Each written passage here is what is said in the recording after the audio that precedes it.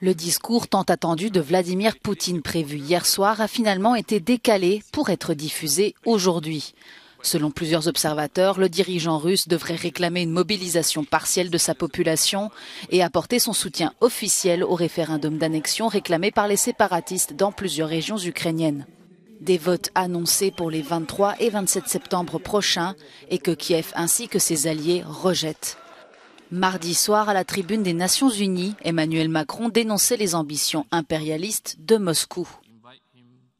La Russie doit maintenant entendre qu'elle ne saurait imposer quelque volonté par des moyens militaires, même en y adjoignant avec cynisme des simulacres de référendum dans des territoires bombardés et désormais occupés.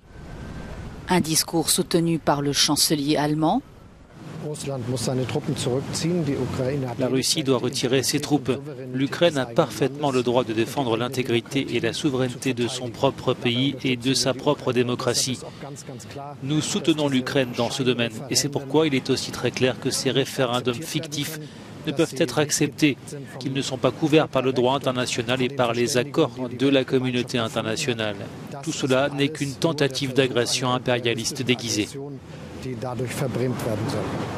Mais aussi par l'OTAN. Son secrétaire général, Jens Stoltenberg, a qualifié dans un tweet ces référendums d'illégitimes et appelé la communauté internationale à condamner cette violation flagrante du droit international.